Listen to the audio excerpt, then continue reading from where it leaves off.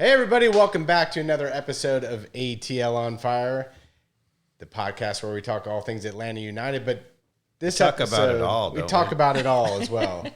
We know a good bit about the MLS.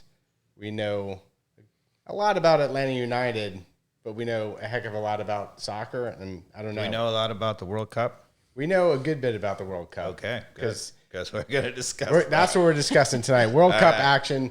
We've started in Qatar. I don't know if I'm pronouncing that right. We already had an episode to talk about that. Right. But, yeah, before we kick things off, Carmen, do you know what Dave has brought us? What has he brought us here? Oh, it's a special night here on the podcast. Yeah. We're going to have a taste testing, and what Dave has brought is his own wine is one of the things we're tasting today.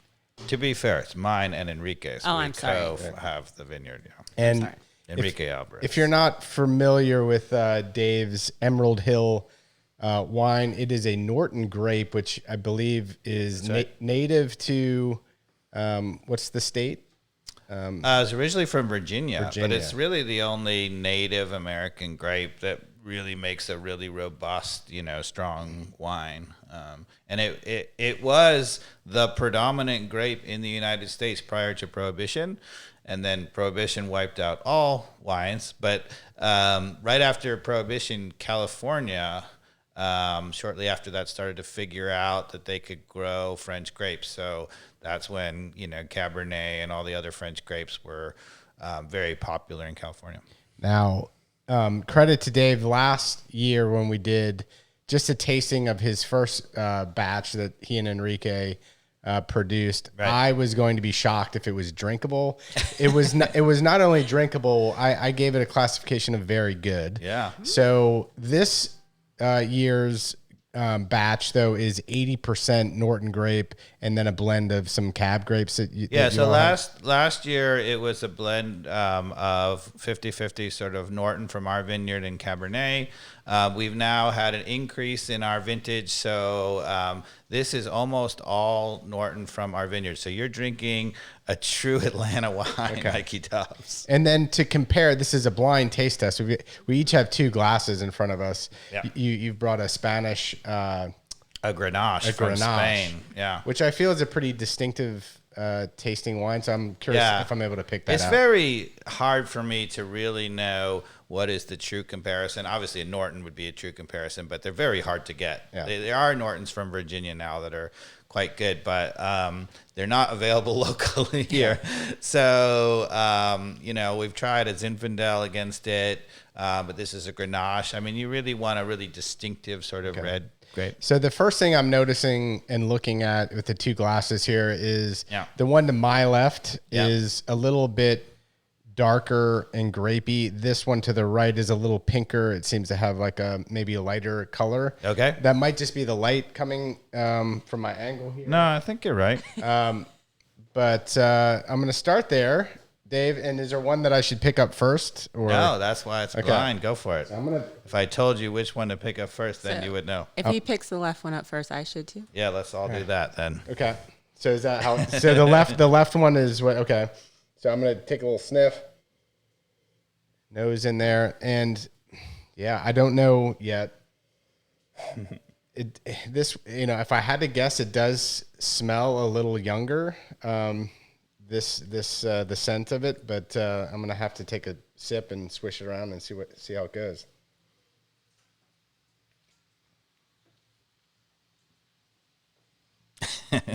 There's a lot of drama here on the podcast right now. I didn't mean it to be that dramatic. Well, no, I mean there we go. I'm almost gonna put money before I even have a taste of the next one that this is the Norton grape from Emerald Hill. All right. Only because you can taste it. It's a pretty young wine, and that's my biggest clue.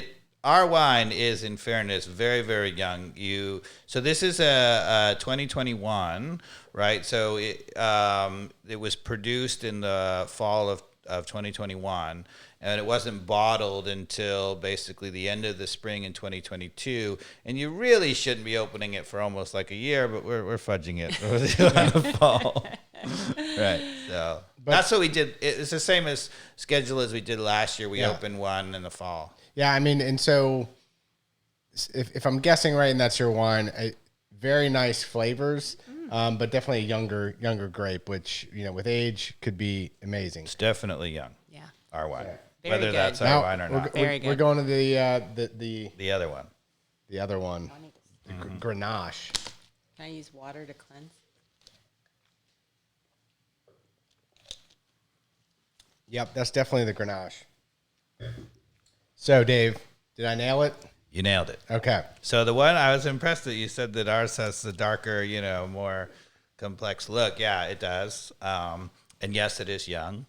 This is the first wine tasting though that I've ever done well in, because I've done two of them that I hosted with, and it's really hard when you have more than two wines to start to figure it out. But with two, I felt like it was a little easier to just clear the mind and actually think about it. So I felt like I had an advantage, and that wasn't a knock on the Emerald Hill. But this is delicious. Yeah, I very can't wait to actually Carmen? have a couple more sips. Yes. What do you think? Oh, the Emerald Hill was delicious. All right. Yeah, it was great. Okay. We're going to circle back somewhere in the middle of the podcast. We'll interrupt you to ask you again. Okay. See what you think. Yeah, I'm going to stick with that okay. throughout most of the podcast here. All right. Yes. All right. So now, again, speaking of spirits, let's thank our sponsor, Dave. Yes. Our brand new sponsor, Wild Heaven Brewery. Fantastic beer. We were drinking it the other day, watching the U.S. play. Yeah, absolutely delicious. And again, they've got two locations, one here in Avondale Estates and one on West End, pretty new location, maybe a year and a half or so old there. Great locations with this holiday week. Would encourage everybody to try to get up there for a happy hour. And we'll have a keg for the U.S. versus England, correct? Yes. And do you know which of the Wild Heaven we're going with? EBD. Emergency drinking beer. Very nice. Which, if you haven't seen, is one of the coolest cans on the market. Bright yellow, can't miss it. And if you've got an emergency, drink that beer. Right. Love that stuff. Dave, I don't know if you've noticed, but the World Cup started on Sunday as well. Yes. We have to do one more thing, though. Carmen has to read our other sponsor, since we're going to the coaches convention. Yes. Right. That's right. Okay. Let's see if I can do this. All right. You don't want to miss the 2023 United Soccer Coaches Convention in Philadelphia from January 11th to the 15th. This convention is the largest gathering of soccer coaches, administrators, and fans in the world. Only at the convention can you attend sessions crafted with your coaching level and desired topics in mind. Presented by world-class educators, our collection of over 200 lecture sessions and field demonstrations will offer every coach something to bring back to their own training sessions. Come learn from Amanda Vandervoort, president of the USL Super League, Anthony Flores, youth technical director of the Philadelphia Union, Becky Burley and Brett Ledbetter from What Drives Winning, Laura Harvey, head coach of the OL Reign FC, Dan Abrahams, world-renowned sports psychologist. More presenters will be announced in the months leading up to the convention. Visit www.unitedsoccercoachesconvention.org to register before the next price increase. Big time. We will be there, folks. So, if you do come by, if you are at the convention, stop by. So I checked in. We got the hotel rooms sorted, nice. I think. So all good to go there. And I don't know if folks haven't noticed, I put a new logo out for us to kind of refresh the brand heading into 2023 as well. Yeah, so, in anticipation of our coaches convention debut. We need a some new logo. we needed some swag to give out. I like it. Some magnets or stickers. So we'll be able to print some of those out. All right. But yeah, we've got the World Cup going on. Let's talk some soccer, Dave. Right. I mean, full swing already. Upsets today. Disappointment. You want to say favorite time of the year, but it only happens once every 4 years. So it's really favorite time of the decade almost. Oh. World Cup. Doesn't get any better than that, Mikey Dobbs. And now with days off, I'm going to wake up with Folgers or Starbucks and get that 5 a.m. game in. Right. You weren't up at the 5 a.m. game this morning, the Argentina-Saudi Arabia? I slept in a little bit on that one. Okay, fair. So the opening ceremonies in first game, Qatar versus Ecuador, happened on Sunday. Ecuador won that game 2-0. Yep. And then we had the big excitement yesterday, which was U.S. men's national team versus Wales. Right. The much anticipated game where I think a lot of people were predicting a tie to begin with, and a tie they got. So unfortunately, because it was one of those games that felt like we definitely could have protected the lead and gotten out of there with all 3 points, but we didn't. Yeah, we started on the front foot. I mean, the first half we were dominating, if you will. They were having trouble getting out of their end. They were really sitting back. We were attacking them all the time, and it felt like we might, not just break through, but go to, put on a second or a third. And if my memory serves correctly, the starting lineup was Turner in goal, Dest, Zimmerman, Ream, and Robinson on the back four. And then in front of them, we had Tyler Adams, Musa McKennie, and then we had Pulisic in the center with Weah. No, it was Pulisic on the left, Weah on the right, and Sargent in the middle. That's right. So those three were from, but it felt like Weah maybe was a little more central, right? It was pretty much playing on the right of the front three. Maybe it was just that goal where as we talked about, in the World Cup preview, Berhalter is absolutely committed to playing a true striker, if you will, and it was a question of who was it going to be, and it was Sargent. But it felt like he also opened up the idea of Weah going into that space at this. Certainly, there's a lot of interchange. It felt like there was some interchange of that, which ended up being good in the first half with the way that it worked out. So we looked fantastic, like you said. We had possession. I wouldn't say we had a ton of opportunities. We had the early cross from Weah that created a header from the defender that the keeper on their end had to make a own goal save and did so. But outside of that, there wasn't a ton of action where we were shooting on goal or having a lot of positive chances. Is everything all right, Carmen? Are we losing sound? Yeah, Elliot says he cannot hear us. Oh, no. Uh-oh. So I'm trying to figure it out. I was just going to put cats on camera and and have Mikey Dobbs come figure that out. I'll just keep talking. Yeah. Right, no problem. Well, you keep talking, and I'll take a look at the computer here. All right. Yeah, some technical difficulties. So, if we start, we can go through. Well, first of all, I would say, 36-minute we score, right? And we're on the front foot. And that goal, as we've talked a lot about, right, is comes off a turnover in midfield, right? So this is the way you score in the modern game, right? Is you get the players off the back, you basically win the ball up the field, and if you turn the ball over, then you have a chance to quickly attack. This is something that we were talking about all season that Atlanta United failed to do.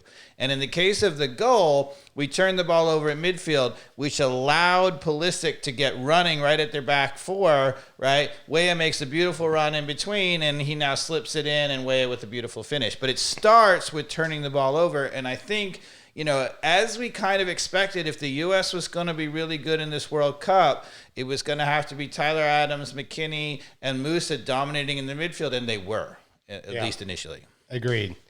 So, do you want to go any more detail on the first half? I mean, it was all. One of the things I obviously I felt like we were terrific, and to be fair, we've been hard on Berhalter, but.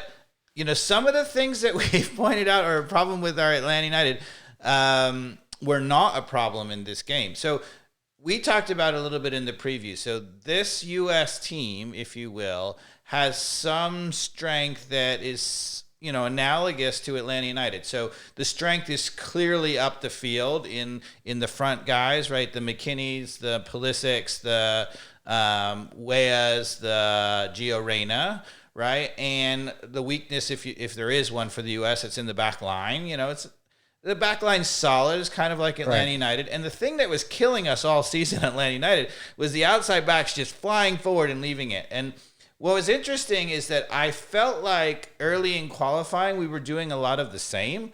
But in this game, one of the things that I noticed right away is like Jedi Robinson was flying down the left side. Des stayed put. And Des stayed put. So we had 3 in the back, and we had Tyler Adams sitting in front of him protecting him, and that's all you need. Right. And so by doing that, we had a dynamic going forward, and we were able to recycle the ball as soon as they won it back and we're trying to get out, we were winning it again up the field. So a lot of talk about the referee, which I felt he was a Qatari referee, which you're a little concerned there if any sort of elbows are rubbed, that's the one you'd be worried about, But I felt like he did a pretty solid job of refereeing that game. I didn't think, there were some yellow cards that were maybe a little, harsh or a little bit premature or whatever, but and that could have an impact on the teams going forward. Right. But I didn't think that the referee really influenced the game. Right. And to be honest, though, like out of the gates when Des goes in for that tackle where he gets the first yellow card of the game, it was a pretty aggressive tackle. It was a borderline yellow card tackle. It was one that could have hurt the other player. Most seasoned referees usually let the game play a little bit and say, okay, get stuck in and we're going to let that go. Yeah. But at least he was consistent. And that's what I found to be the case. After the first 2 yellows against the U.S., he was calling it pretty tight throughout. So, I felt like those were adrenaline kind of moments from Dest, and I think who was the other person that got a yellow? Was it Tyler Adams? They got one pretty quickly after. Yeah, got one. So, so what did you think? I mean, the story coming into this tournament that we talked about a lot was Tim Ream, right? What did you think? I think he certainly played really solid. Certainly would have started him in hindsight as well. I thought he played excellent. Yeah, I thought that I would have started him as well, and I was worried about him playing so high. Actually, we talked about in the podcast the last time about we didn't play that high though. Because we had so much possession, it wasn't like we just had time to move it around in the backfield and try to find the passes that were breaking lines, there was no need to really push up that hard, right, when they were giving us as much space as we wanted. Yeah, I was going to say 2 things. So one is I went back and watched a little bit more Fulham, and actually Fulham doesn't play. I erroneously probably said they really park the bus. They don't actually park the bus so much. So he is a little bit used to playing up the field a little bit. So that's one thing. And then the second thing is I really thought, and credit to Berhalter, they didn't start so high as we were in qualifying. They were a little bit further back. And that's okay when you have the 3 dominant midfielders who are sitting there, because if you stay so much further back, you leave a gap in midfield and it's hard to cover. But if you have 3 guys who are really good in midfield, then you can cover it. And one of the things I'll say is in that first half, Musa and McKinney were absolutely fantastic in playing off of Adams and reading it. There was one time even Serginho Dest got beat at right back, and it was Weston McKinney who filled in for him and won the ball, right? So, that shows you how those guys are really locked in and playing together. Yeah. And it showed. We kept recycling the ball and winning it up the field, including for the goal, right? That was a win right at midfield that gave us the quick, counter. So we get the 1-0 lead, and the subs usually come in the 60th or 70th minute.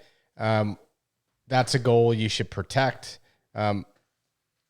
I felt like we had the right picks aligned with what Greg ultimately did. He brought on. Well, if you're getting maybe slightly ahead, so at halftime you got to feel like down 1-0. Wales has to come out and play a little bit more. Did you feel that way? Yeah, they absolutely did. They made a really strong sub. I think a guy named Moore they brought in the really tall Moore guy. He's got to be like 6'5". And I felt like he immediately had an impact on the game. You could see that he was mixing it up and changing the tempo of the game. I felt like he was probably the one that stood out the most to me. They were certainly consciously, the whole Welsh team was trying to get further up the field and play more aggressively in midfield. And we had to know that was coming, right? Everybody, if you're the U.S. in the locker room, you had to know that was coming. And we responded very poorly, right? I mean, with knowing that was coming. So not only did we not match it at any level, but sometimes you say, all right, they get all riled up. They come at you fine, then you counterattack, and you should be getting really dangerous opportunities, and we weren't. So what did you feel about that, and why not? What went wrong? Well, McKennie obviously was picking up another little knock. I don't know if that had an impact. He came off a little bit gimpy.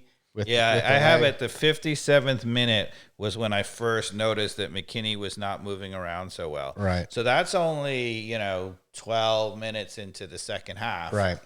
Right. So that was a huge blow. Yeah. So, I mean, in any case, no matter what you do, like you're going to expect a response from Wales, right? So the first 10 minutes, right, you're going to be under some pressure, right? Sure. No matter what you do, I think that's going to be the case. But then, yes, to your point, then you should have that rebound moment 10, 15 minutes in where that kind of creates our own pressure back on the Wales. And we didn't see that, to your point. Yeah, and we weren't getting, even in that first 10 minutes, if you're under the cosh, if you will, a little bit, you expect to be dangerous counterattacking, right?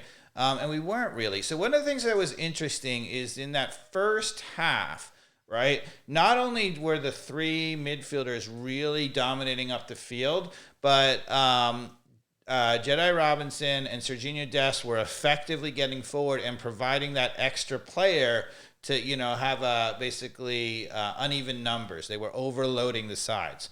In the second half, admittedly, they were back defending more, but, there was a couple of times we played into midfield and they didn't go forward, right? And one of them, right? And it felt like there was a little bit over caution. And that to me, it could be that they were just tired from defending a little bit, but I felt like early on in the second half, they weren't really tired. I think that was coached. I think they were like, look, Wales is going to come at you. Don't get over aggressive and go forward. And by being a little bit timid, it stopped us actually when we had the ball being able to make a few more like passes ourselves. and counter. Yeah.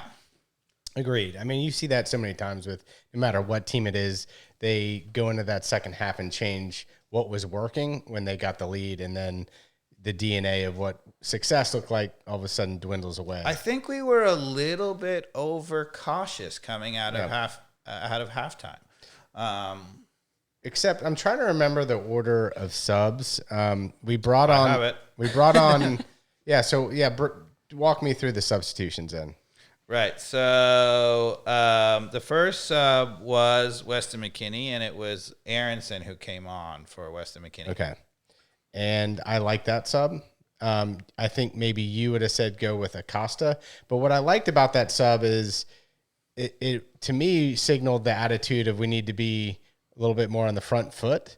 You knew Aronson was also going to be pesty and play some good defense if they're pressing through the middle. He was going to be everywhere. So to me, that felt like a good sub. I mean, you could have put in Acosta as well, but I don't know. What did you think about that sub? To me, it was the only. I mean, to be honest, again, I thought it was a very well coached game from Berhalter. I really, sometimes I've been very critical of him, and I don't think you can be really critical of him in this game, right?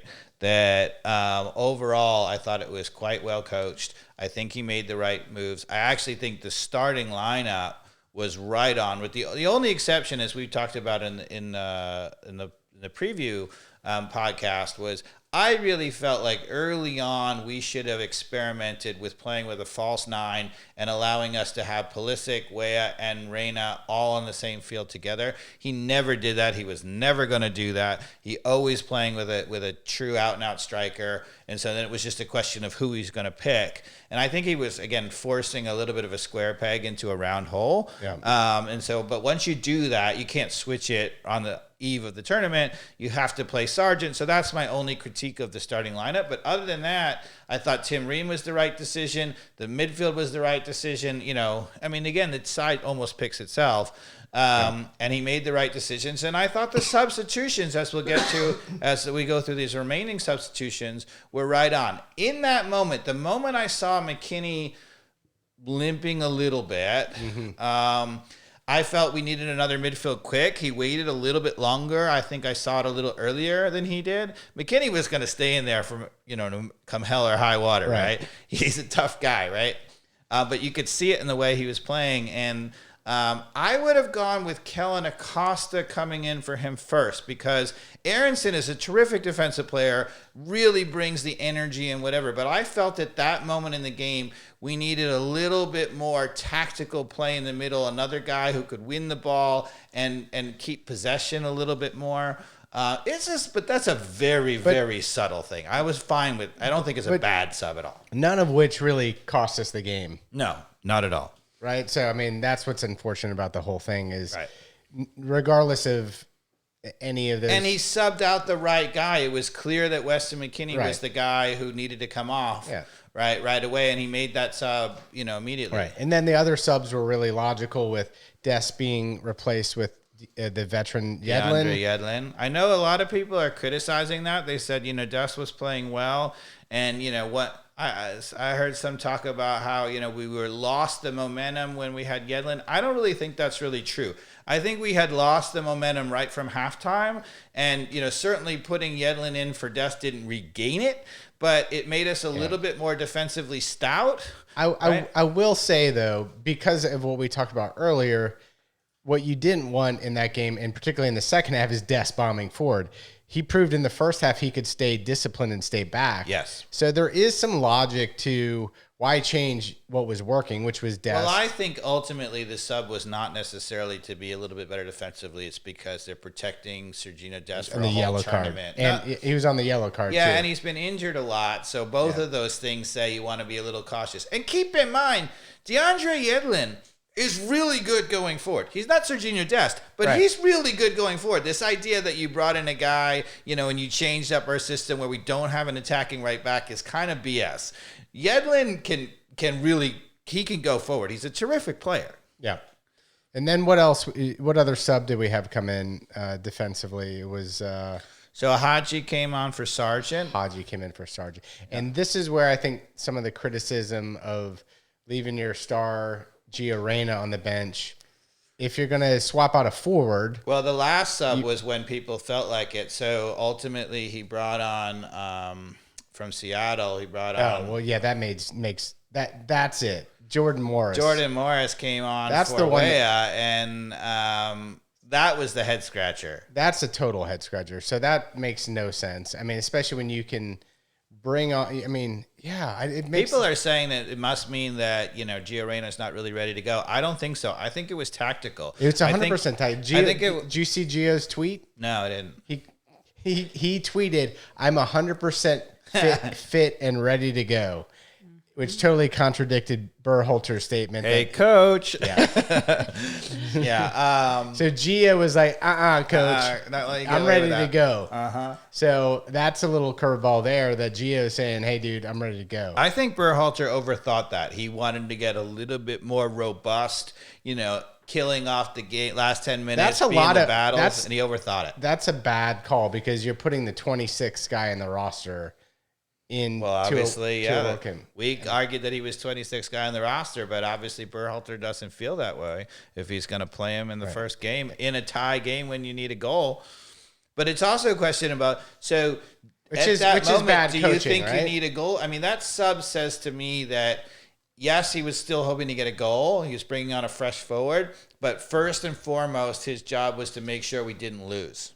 I think that last sub sort of said that. How do you feel about that? Should we have been going all in more, or do you think that there was smart? Nothing Wales was really doing that felt like they were going to get the goal unless we smash into someone like Gareth Bale and give him a penalty kick? Well, I felt that Wales was about to get a goal when they did. They had a lot of momentum there. As soon as they scored, they went right back to sitting back, right? They clearly said to me that they were perfectly happy with a draw, because as soon as they scored, they went right back to parking the bus, right? And there was no sense of we have momentum, we're going to go on to win this. Yeah.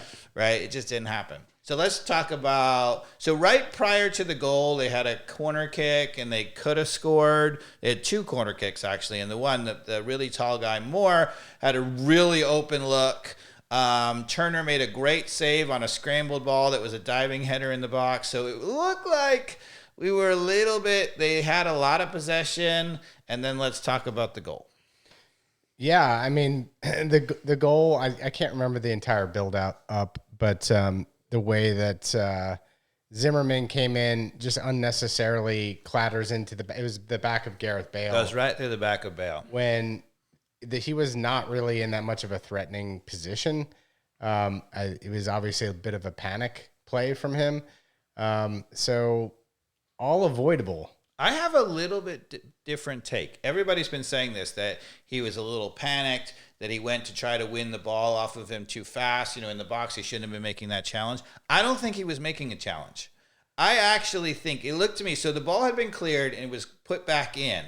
And Bale was a little bit off to the side, a little bit. Mm-hmm. I think Zimmerman saw it.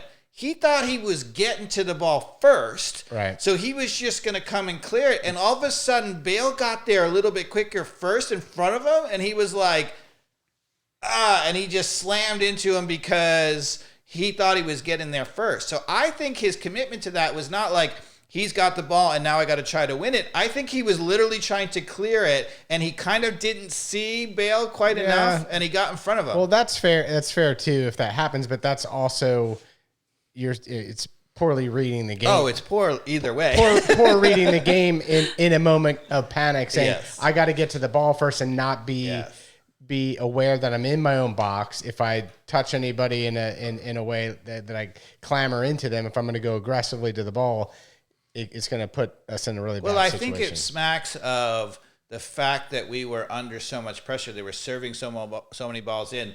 And there was a little bit of panic from the whole U.S. defense that they have a really tall team, Wales, and it was like, we can't give up that cross on a goal. They were a little bit over anxious to get the ball cleared. And that's what happens. Like, you've got to be able to possess the ball a little bit. And that, to me, the difference between the first half and the second half was 2 things. One, Weston McKennie ran out of gas or got a slight knock or whatever happened to him. He was terrific in the first half, and he was not the same in the second half. And then the second thing is, I felt like the coaching out of halftime was a little overcautious. There was clearly a directive for Jedi Robinson and Sergino Just not to be as aggressive getting forward, and it stopped us having that number in midfield to get out of the back. Okay. So obviously a disappointing draw, because it really felt like it was for the taking for 3 points. Friday we play England at 2 p.m. and obviously England put a whooping on Iran 6-2. So they have it all on the plate for themselves to move on with even a draw against the U.S. would put England obviously in a really good position. So what do you think England's mindset is going to be Friday? I think gas down or a little more conservative? I think, honestly, the narrative coming out of this is that, England's got it wrapped up and the U.S. and Wales are fighting for second place. I don't think it's true, right?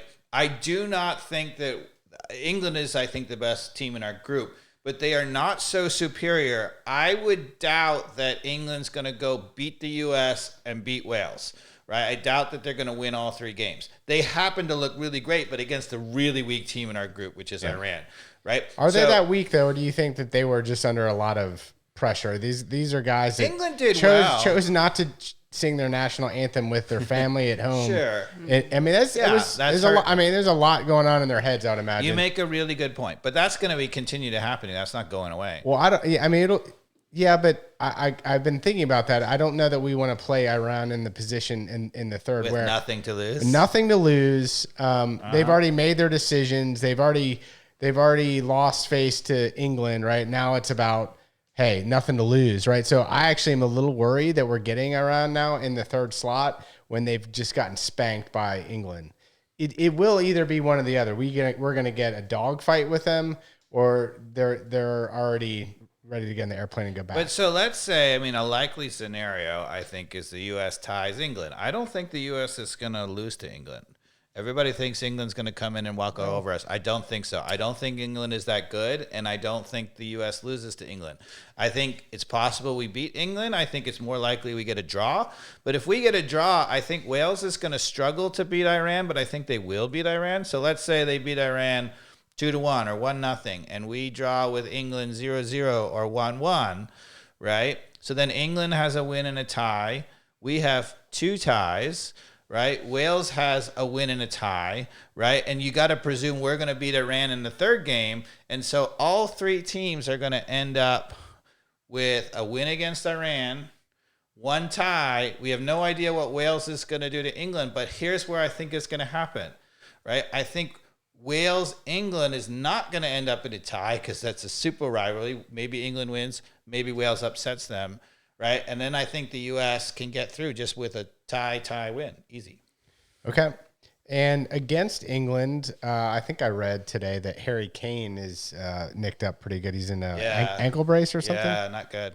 So, well, good for us. Good for us. Yeah, not good for so what are you talking about? Not good. Very good for us. Very good. What are you talking about? So starting lineup on Friday versus England, what do you suspect will be the case? Starting lineup against England, I think that Aronson will be in the starting lineup as a more defensive forward player. Yep. Used to playing against all those players in the league. Yeah, and I wouldn't surprise me if McKinney, with that slight knock, is not in the starting lineup, and it's Kellen Acosta instead. Okay. If McKinney really is ready to go, he'll be in the starting lineup. I think he's going to be okay. I mean, when he limped off, it looked like he needed some ice and a bath and could try to give another 70 minutes in the England game. Yeah, we'll see.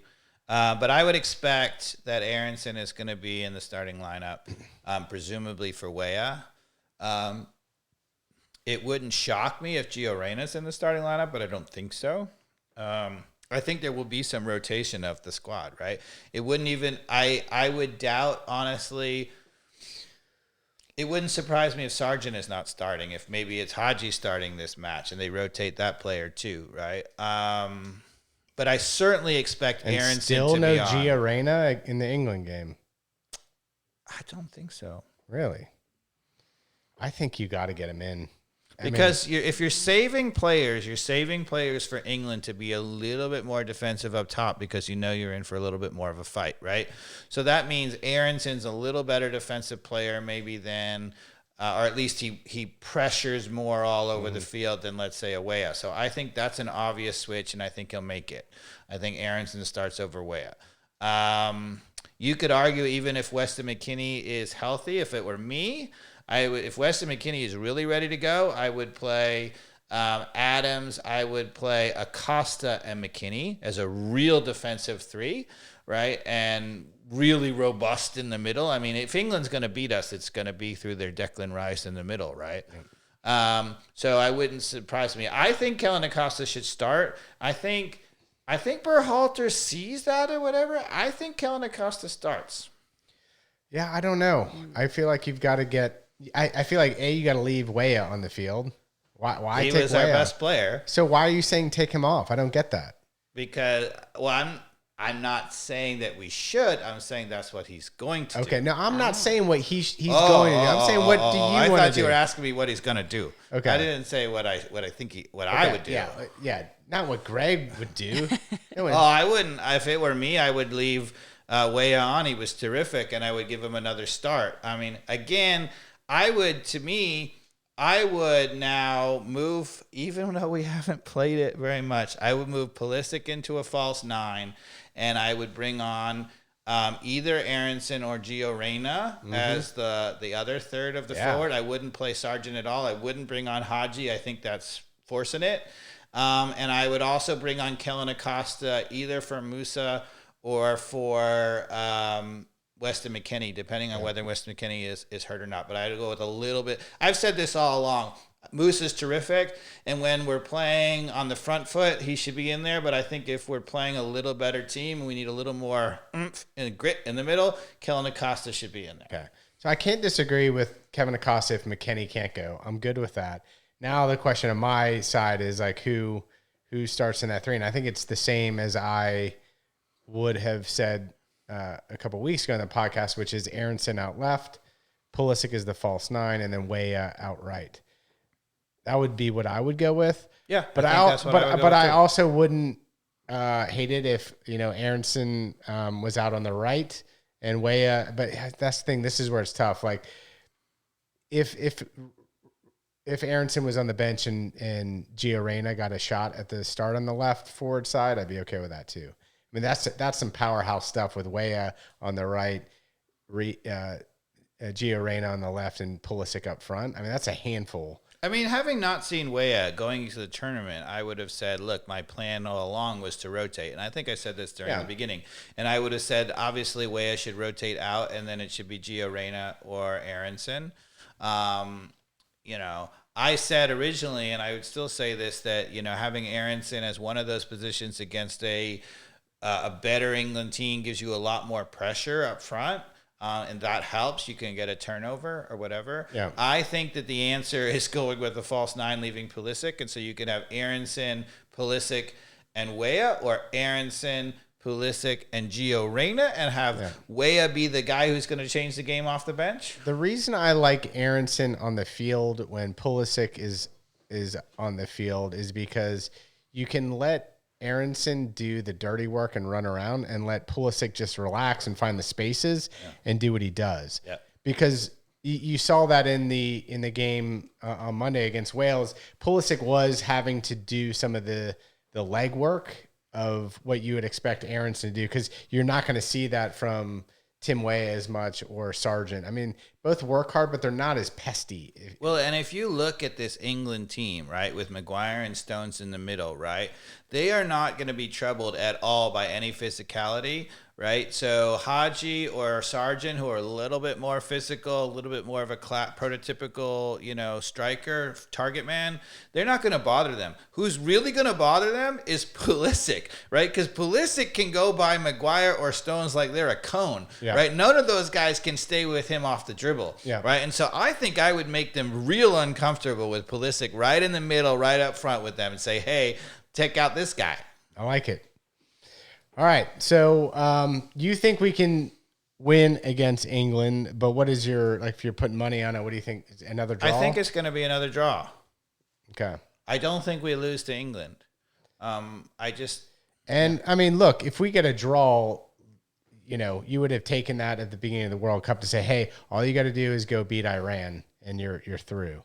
I mean, well, if we get a draw, right, we're not absolutely through, because with 5 points, we wouldn't be through if we beat Iran. Because what could happen is Wales and England could draw. So if all 3 teams beat Iran and every single other result is a draw, then it all comes down to goal differential, right? So that's assuming that Wales and England has a winner. So you got to feel like England's already in a good position there to go on with. Well, I don't think so. That's my point, is that everybody's saying that England is through. England only beat the weakest team in the group that everybody's going to beat. But they got a 4-point goal differential. So in that scenario, they're in the catbird seat. Yeah, certainly their goal differential will help. Yeah, for sure. Yeah.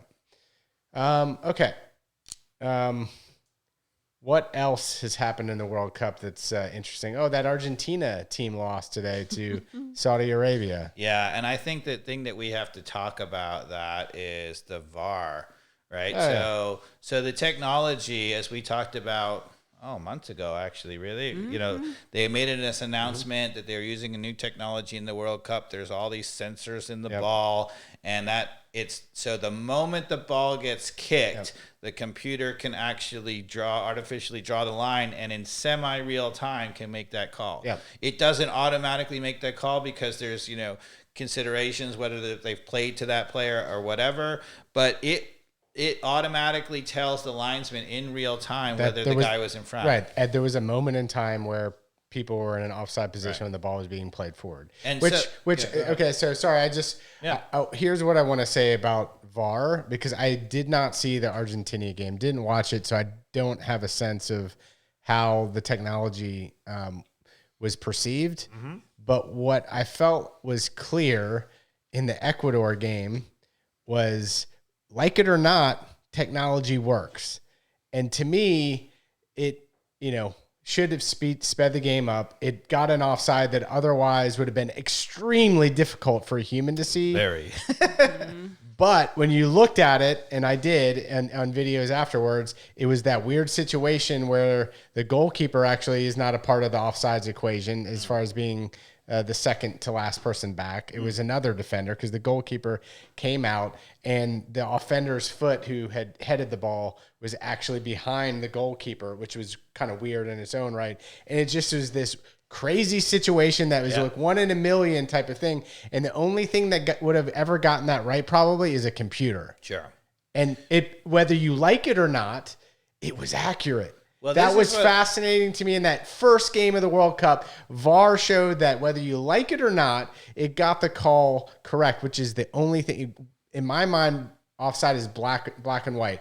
And the only thing they need to do now is use this technology, if it's clearly working like that, and make the game move faster. Okay, so I want to disagree with you. So you've been saying for years, and you're absolutely being consistent now, that there should be technology which could absolutely determine whether someone is truly offside, which they kind of have now, and they are making that call. Okay, now you obviously didn't see the Argentina game, but in 2 of the calls, the player who got called offside wasn't ostensibly in front of the defender.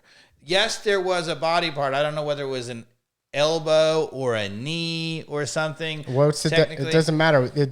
If a part of their body that's defined as offsides in front, it's offside. Well, in the Premier League, they've now changed this, right? Because early on in the season, wait, hold on a second. Early on in the season, there was a call where, I can't remember who it was, but the player was completely behind the defender and was pointing to where he wanted the ball, and his finger was beyond there. Yeah. They called it offside, and there was such an uproar about that because he was actually really behind the defender on that play. He didn't have an advantage at all, and it's really against the spirit of the game to take away an attack. I mean, you're an attacking guy, right? To take away a goal for that seems kind of against the spirit of the game. Offside, you just need to define what the body parts are. And in every league, it needs to be the same. Right. And so that way there's no confusion about what you're talking about here. But do you think that we should change it so that it's not defined as any having a finger above the line, that needs to be actually something different, more substantial? Don't care. It just needs to be defined. So you can... But you have to make a decision, Mikey Dobbs. No, what do you feel?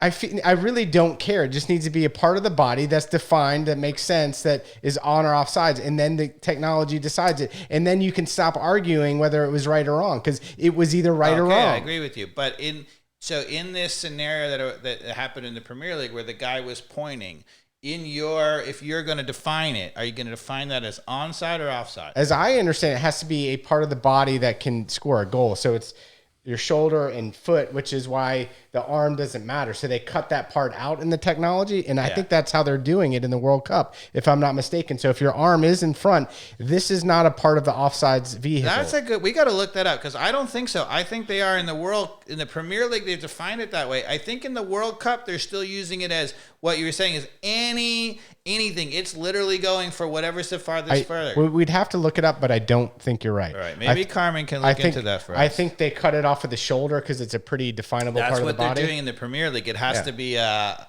goal scoring part. And I think that's how they're doing it in the World Cup. We can look that up afterwards. It's a good question. But to my point is, it just needs to be consistent across all leagues. And we can argue whether the arm or whatever should be a part of it. It doesn't make sense because you can't score. So I think I don't disagree with you. I think you want to define it and you got to stick with the definition. And by the definition, they got the calls right. The computer was perfect. As you have always wanted, the computer is perfect, and it made a perfect call. What really, frustrates you is twice Argentina had a real legitimate attack and it was offside. Be onside. And that's just it. It goes back to my analogy of tennis. Once people get used to this, they'll stop whining about whether it was on or offsides, because it just is part of the game. You know that you can't be offside, so don't be offside. Yeah, you got to be a little bit behind it. Yeah, but it's funny. I love attacking football, and to me, I want the rules to really if in a perfect scenario, and I agree with you, there's hard to have a perfect scenario, and you got to have that definition. But in a perfect scenario, the rules are really there to make sure nobody gets an unfair advantage, right? So in the scenario we're talking about where the guy is pointing, it is not an unfair advantage, and the rule in a perfect world should be like, that's not a problem, right? It gets very difficult because as soon as you start defining it, it's very easy to say any part that's ahead, the computer can call that. As soon as you don't do that, now you get a little bit of subjectivity to it. It's got to be you commit to it, and then that's what the world gets used to in terms of understanding that it's completely black or white, and that's how players just need to adapt to understand where the line is. I had an idea, just scoring part of their body, not being advance of a defender. I had an idea that maybe it should be the thing that's closest to the ground. It doesn't matter. I don't care. Okay, but what do you like that or not? Care? I seriously, I don't care. I don't bloody care. Just make a decision. Yeah. It doesn't matter. Okay, but I'll tell you. The spirit of the game is it's freaking close enough, but you have to define what it is and use technology to take a linesman whose job to see it in real time is also an impossible task. Fair. It's too hard. Fair. So use the technology, define what it is and implement it and make it happen faster. That's all I care about. He's heating up.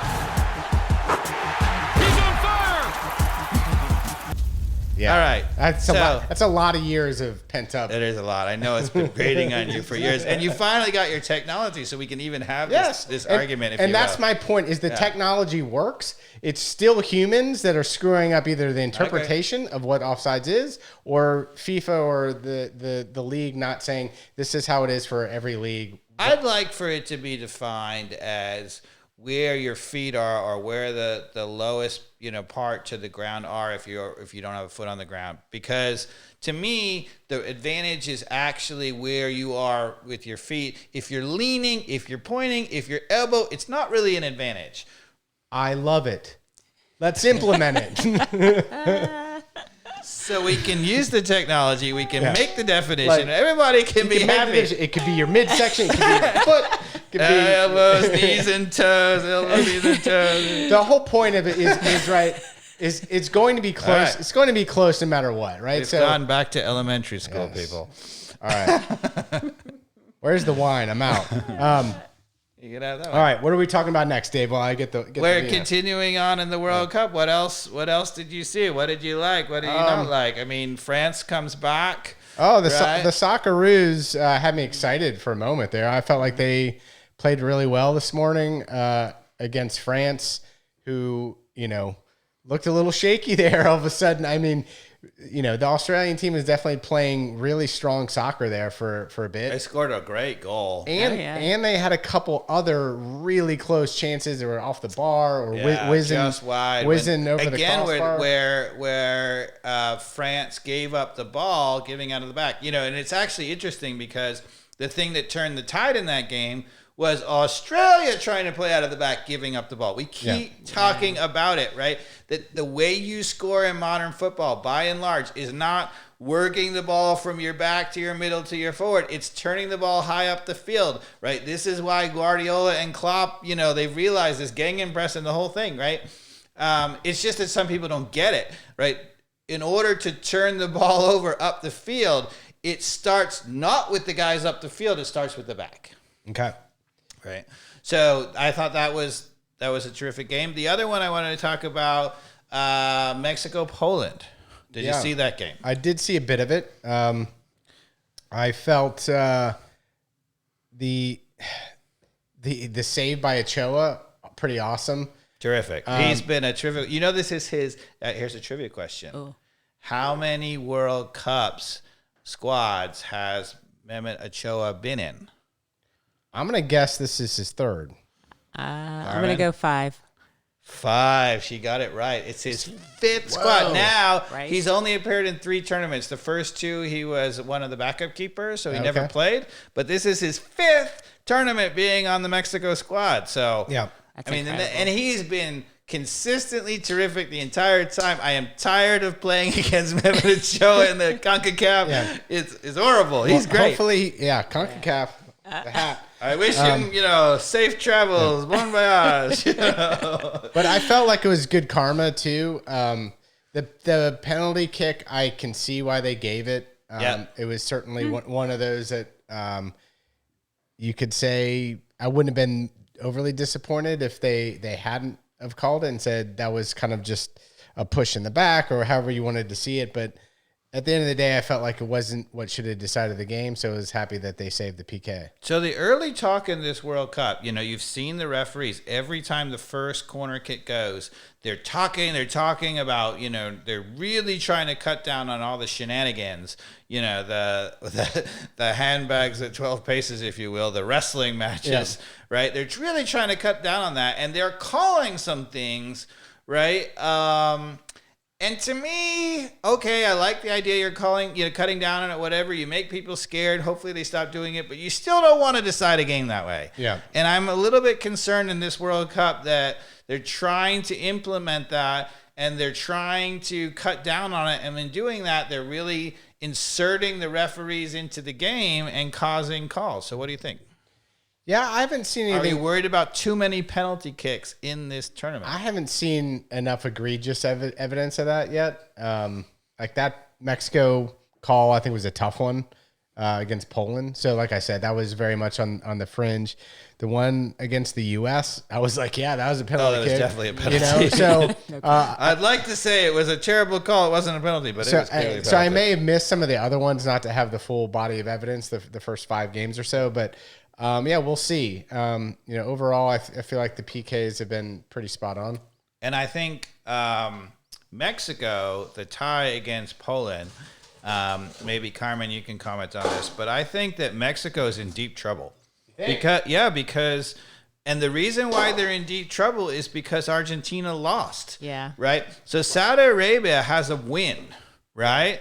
And so you got to figure, it's likely Argentina roars back to life and, probably, beats Mexico and Poland, right? If that happens, everybody's scrambling around for second place. And Saudi Arabia now has a huge advantage of having beaten Argentina. Right. Right? So they have a win. If they can get ties against the other two teams or if they beat any of the other teams, even if they beat Poland, right? If they beat Poland, Mexico's out. Yeah. Oh, yeah. That Saudi Arabia win really. It really throws that group. So where our yeah. 1-1 tie is not so bad because the favorite won. Yeah. England won. It wasn't an upset, right? So now we're going against a better team and we just got to go get a result. If anything, even if England dominates and whatever, we just have to do better than Wales in the last 2 games and we're through, right? So our tie is not such a bad result. The tie for Mexico is a really bad result because Argentina lost. Yeah. Okay. So that really throws the whole group into disarray. Now, Argentina, as this happens, there's always a big team that just falls flat on their face, right? And if Argentina loses again, which they might, they're playing Mexico next, right? If Mexico beats Argentina, they're out, right? You lose 2 games, they're out. Yeah. Right? And you could see a scenario where Mexico and Poland or Mexico and Saudi Arabia go through from that group. Yeah, Mexico is capable of getting a result against Argentina. Argentina is not good in the back, right? And in particular, I don't understand why they didn't start Martinez from Manchester United. And as we were talking about in the preview, I felt like they started Otamendi instead, and he's just too old. Right now, did he really cause that, them to give up the goal? No. But that is a liability, in my opinion, and Mexico can potentially take advantage of that. Yeah. Do you think Saudi Arabia is any good? Or they just got a lucky win? It was all luck. Okay. They needed 2 elbow, knees, and toes offsides call, right? So Argentina had 3 goals in the back of the net that got called back because VAR. 3, right? They scored on an absolute, miracle, right? It was a great shot, but it's not a shot that was high percentage, right? Their second goal was not a great one. And so that's not, you needed all those things to happen, right? Argentina dominated possession. They dominated shots, right? That was not a What did you think of the Dutch? I thought the Dutch were not great. Yeah, they only looked good the last 20 minutes there. Because Senegal is not great. Without Mane, they're not nearly as good a team. And Senegal, to me, looked... I was thinking that Senegal, even without Mane, was going to be a little bit better team, and they didn't look it. And the Dutch, I mean, yeah, they scored 2 goals late. Good for them. But they didn't look to me like they are legit at all. No, but they could just be a slow warm-up. Yeah, there's always teams that just look terrible and keep getting through and getting through and getting through. The World Cup, if there's a history, and you never know until you see this World Cup, but if there's a history, it's the teams that are better defensively go through. And anytime you have Van Dijk playing in the back, you're better defensively. Yeah, but they look pretty shaky in that game, though, defensively. Yeah, that's what I'm saying. But they didn't give up a goal. Right. But all around, they did not look that impressive at all. No. So, Carmen, what are your thoughts early on? What teams do you like? What teams do you not like? And what are your early thoughts from the early World Cup action? I've enjoyed all the games. I think I've watched every single one. Like I even woke up at 5 a.m. Carmen doesn't actually work, so it's fine. Don't tell my boss that.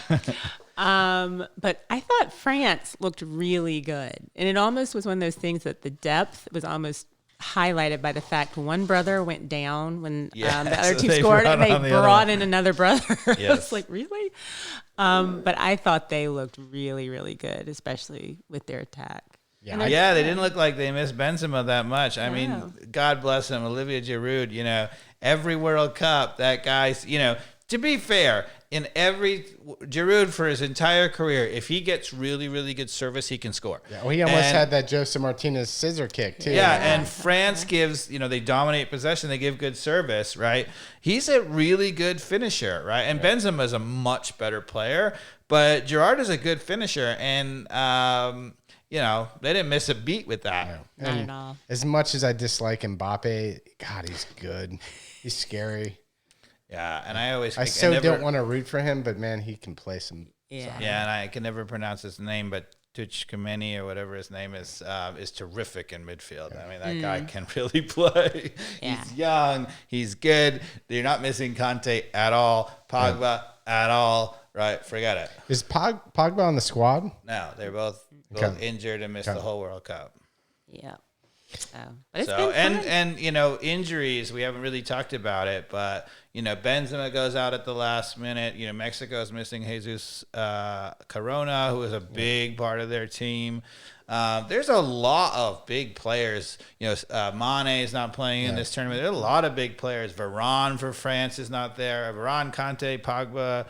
There's a lot of players who are not available. So we did get some news today on the Atlanta United front. I don't know if you saw that. I know you saw it because I texted it to you. And I got a text from my cousin, who's the Seattle supporters section, who has been on the podcast. Yes, and we've stolen their president, CEO. So first we stole their assistant coach, and now we've stolen their president. Yeah. So tell us, do you know about him? I know nothing about him. Okay. I do know that he was, one of the candidates like Felipe had, mentioned early on would make sense to be a part of the interview pool. So sounds like they just need to wait for the season to be over to kind of maybe tie up loose ends and make it happen. So here's what I know about him. So he was a college player at Duke, I believe. Yes, he was. Carmen. Class of 94, so I just missed him. Okay. Carmen, for those of you who don't know, was a very excellent player at Duke herself. And so very modest. So he played at Duke. He's a goalkeeper. He played in MLS for 5 or 6 seasons. Okay. Then he went and got a law degree, but then he became the president of Salt Lake City. Oh. He was the president there where the only time they won the title. So he won the title. Then went to Seattle. He's won 2 titles at Seattle, twice I think twice, he's been the MLS Executive of the Year. He's won 3 MLS Cups as a president. So all of those things sound good. He's got a good resume, is what you're Certainly saying. in MLS he does, Yeah. I mean, we talk about, right, you are your record, right? And as a president, it's a little hard because then, you might have a great team like us and not necessarily do well. But in general, even as a president, you are your record. And his record's good. So do you think he'll have some bias for Pineda? Good question. And give him a little bit longer leash?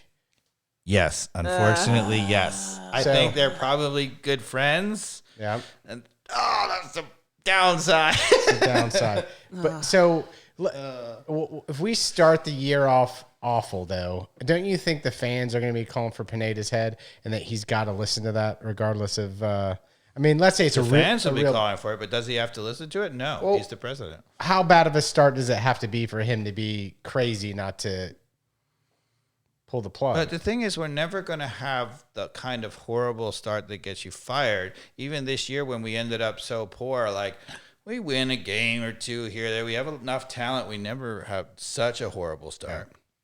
Okay. Well, what did you think about the players we've released? Okay. You want to go through them? I didn't shed any tears. No. Well, not one. There's one I think that's worthy of talking about. So we released Cisneros. Well, I don't have a problem with the Cisneros release, which would be the only one I have a half tier because he's serviceable. But the rumor now that there's positive talks with Joseph Martinez, that Carlos Bocanegra said in his interview, like, hey, we're having positive discussions. Nothing's decided yet. He's an Atlanta United player. I still felt like that was just leading us to a more amicable departure type of situation that's going to happen than it was of a true signal that Joseph is going to re-sign with or finish out his contract, which goes for the next year. So I don't know. Do you think Joseph has any chance of staying here with that article? Or the interesting thing is that I felt that article really suggested, our good friend Felipe suggested that, Martinez was gone. And then the article comes out and says that, no, that's premature, that Bocanegra and him are having great talks. And it quoted the Felipe Cardenas article and said, no, it's all different, and made it seem like, they're amicable now and he's going to stay. I like your take that actually, maybe that just means they're amicably departing. What do you think, Carmen? I think it's a fresh take because I think most people out there read that article and they say, hey, wait, he's staying. I'm kind of with you. I still think he's going. Interesting. So you think the amicable is more like it's an amicable, I can never say that word, amicable divorce. Right. Like, yes. I think Boca got another chance on the microphone and was like, hey, Joseph and I have a good relationship because they very well might actually. Right. I think they do because Boca's not the one who's sitting him. Yeah. And so Boca could be in a position where he's like, I don't know what the hell Pineda's doing. I can't fire him because I got to wait on a new president to do that. Who's not going to fire him for another year at least now. So I've been talking to Joseph, and since we had Aris Campoyo, I think it's best that you go that way, we go this way. And that we give you some sort of special treatment parade at some point in the future. I don't know. But that's how I took the interview. I think it's a good take, actually. And I hadn't really thought about it till you said that, but I think you're right. Okay. I hate to say that. Yeah. So what does it mean that we haven't we didn't get rid of him already? It's just that we have to figure out the best way to do it. But it also could be that he's playing that up to say, we're amicable, so he could stay as a way, because once you say that he's not going to stay, then his resale goes right through the ground, right? Because everybody's like, they're having to sell, and so we're going to buy him on the cheap. Yeah. So they may just be doing it in terms of to try to make sure the market value stays up. That's another good take. That's another good take. That's smart. The moment you say that he's not welcome here anymore, then he's not worth a major transfer fee anymore, because he's like, well, we know you're not going to keep him, so we can get him on But I don't know. We'll wait you out. Any smart team should look at it and be like, he played not even half the season of minutes and had half the goals of the leading goal scorer, Mukhtar. I mean, come on. Yeah. He's still got some goals in him. I agree. All right, so the other players who went, Cisneros, I don't really have a problem with him. The one who I have maybe a little bit, I'm like, is Godinho. They released Godinho. Who is our goalkeeper, Mikey Dobbs? Well, it was barely Godinho last year, right? So yeah, but the question is better than Rios Nova, and Rios Nova was released too. Yes, and the other hurt keeper was also. I would be more disappointed if I knew who Godinho actually was. We never learned who he truly was, and we only got to see him in a handful of games, right? Yeah. So, and he certainly didn't knock my socks off. I think he made some clumsy attempts, but wasn't bad, right? So.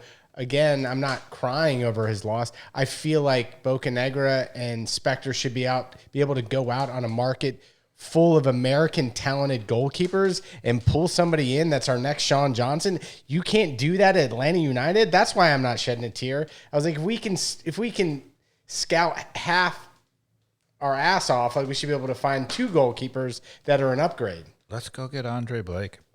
Let's get him. He's not a free agent though, right? Maybe you could look that up for us, Carmen. I don't think he's a free agent, but yeah. I don't think so. But once you get release Godinho, then you're committed to finding a better goalkeeper. Well, don't we need to find a better goalkeeper? Well, or the alternative is they're committed to saying that that Guzan is coming back and he's fine and he's going to be our number 1 again. Well, I think they're committed to that regardless.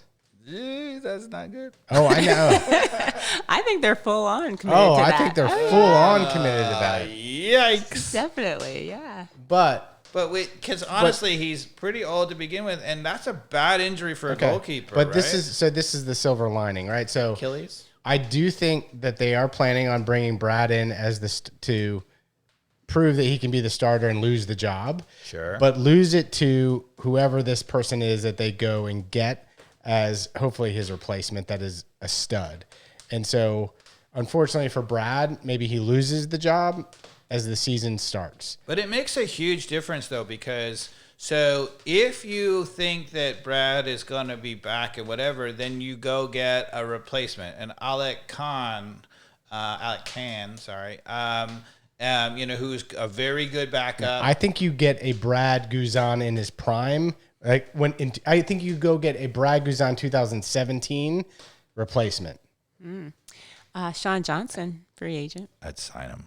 How old He's is from Sean Georgia, Johnson? right? Giddy up. How old is Sean Johnson? Let's see. How Let's old? look it up. Right. I think he's still got a few years. I would sign him in a heartbeat. He's really terrific. Yeah. I mean, he's at the World Cup right now for a reason. Yeah, not just that. I mean, he's been terrific. And he's 6'3". Of course he is. Yeah. All real goalkeepers are. How old is he? 33. So he's not super 33. young. Okay. He's not a spring chicken. Yeah. Goalkeepers have another, 3 years plus of a field player, though. So that's not goalkeepers crazy. are certainly good to 35, 36. Yeah. So he's got another, and he is really athletic still. So I'd still sign him. I mean, Brad Guzan's 36, 37? Because also at his age, then probably it's not going to cost us a lot. How old's Brad Guzan? I think he's like almost 38 now. Is he? Yeah, he's way up there, right? So, he had 5 years when we 38. When we signed Guzan, he was sort of Sean Johnson age. So, go that's for what I'm it. saying. There we go. Go for it. Anyway, so and then the rest of the players that we released were all fringe players. So Ambrose is gone again, and Alex DeJean gone again. Anybody else? Alicia. I don't think that we released anybody else. The other big news is that we re-signed long-term Lennon. How do you feel about that? I'm okay with that. I mean, he's a MLS plug player. I hope. We signed him to a deal that suggests that we think he's better than that. Oh, I know we think he's better than that. I'm just saying what I think. And I don't know if he's better than that. I mean, I love Lennon in a system, right? Lennon is in a system where you've got, if you have Wales Moore, who's 6'5", and he's a target guy, right? The problem with Lennon is he's already peaked, right? Yeah, I kind of agree with you. I don't think that Lennon is the answer. We're seeing the best of Lennon we're ever going to see. Yeah. And then we just signed him to a 5-year deal. I mean, I'm only He's still okay young. with it. He's Still young very because I young. think He's only like 26. I think he's going to ride that plateau, which Right. is going to be okay as hopefully a substitute player. Like again, Carmen, you can look it up, right? But Lennon is like 26, right? He's not. yeah, I think that's 25, right. 26. 26 feels I think right. he's 26. What is it? It's not. Is it pro? Oh, it is pro. So we didn't release anybody else of note, did we? I don't think so. Not of note. There are a few others probably. Let's see. 25 is Brooks Lennon. Yeah, so it's still only 25. And our boy Almada Oh yeah, that's good. That's got added news. to the squad late. Maybe we'll see some Thiago Almada, given how things are going for I Argentina. don't think so, but he was on the bench. I saw him walking off the field. Yeah. Yeah, he's there at the World Cup. Good for him. Any injuries today during that game? Everybody leave healthy for Argentina. I think so. Yeah, Okay. I think everyone. I didn't really see anybody limp off, but you never know. Wasn't watching that closely for that. Well, you never know. It might be one of those things where if some players in the midfield are not playing with the right heart, maybe the young kid gets a shot for the future. Sure. If maybe that third game it's already over. So obviously we'll revisit, after the U.S. game on Friday.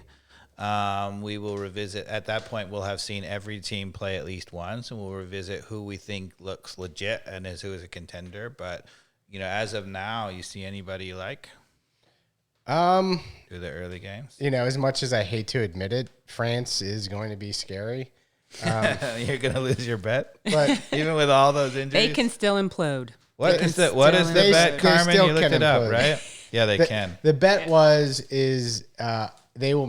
they'll make it out of the. I said they would make it out of the group, but they wouldn't advance beyond the 16. Yeah. I think that was the bet, right? I think so.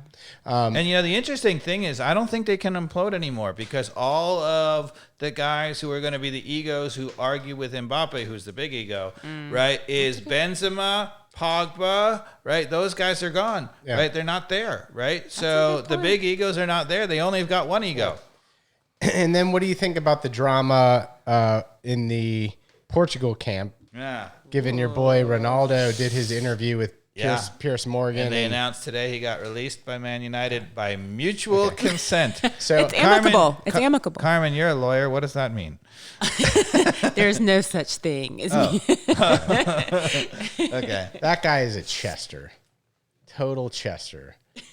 I mean, talk about not having any sort of thick skin. Move on, dude. You got to go do an interview. I mean, please. You want my hot take? Oh, God, he's just such a You Chester. want my hot take?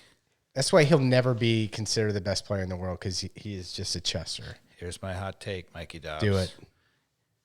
Cristiano Ronaldo is Manchester United through and through. He got his start there, Yeah. right, as a 17-year-old lad. Yeah. He came through. He bleeds red. Yes. And he took one for the team. He went on the Piers Morgan show and bashed the club so that they could amicably depart. They no longer have to pay his contract and are saddled with it. They don't have the transfer fee, and he just freed Manchester United for good. So he took one for the team, Mikey Dobbs. Yeah, maybe. That's my take.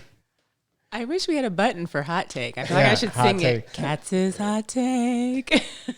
But, I mean, He did it for the glory of the Red Devils, Man United, man. Was that Irish or I don't know. British? but It was something about truthfully, nice hot take and all, but what do you think as a fan of him?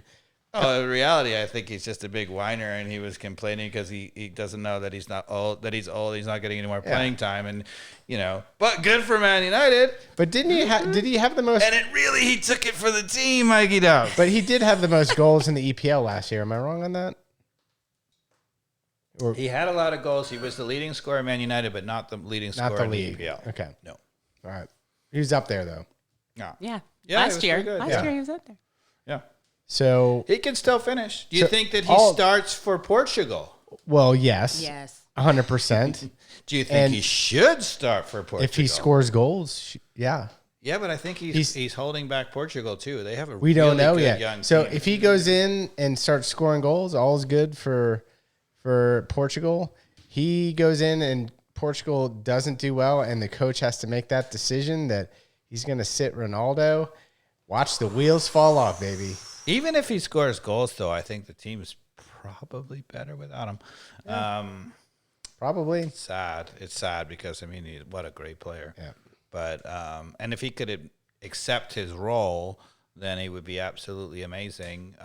But I think the team's probably better without him. And I agree with you. I don't think they're going to sit him. Yeah. It's too big. So Too big. Too Big to fail. 2:00 now. The biggest game of the World Cup is hosted at my house. Big party. Carmen, you're coming. Yes. Dave, you're coming. It seems like there's more people clicking yes on the Evite. It's going to be fun. I hope the rain does not spoil things too much. So I don't know. We're having a cook-off, right? What you making? I'm doing like 20 pounds of pork butt on the green egg. I'm doing smoked wings. Excellent. It's going to be good. Yeah, it's going to be so good. I'll bring drinks. So, yeah, and there'll be no lack of beverages. We've got a emergency drinking beer keg from our sponsor, Wild Heaven. Nice. God Life bless is good. those boys, Life yeah. is good. And then we're probably going to be limping in, too, after stuffing ourselves after Thanksgiving dinner the night before, too. What? Yeah. Okay. All right. I think we talked about it all. Talked about it all. All right. Thanks, everybody. Take care. Enjoy the World Cup. And sorry if we had technical difficulties on the live feed. I will be posting this, even if you're listening on the live feed and you're just hearing silence. We will post the full podcast tomorrow. I'm really hoping it recorded somewhere. It did. Okay. It did. Take care. All right. Take care. Bye.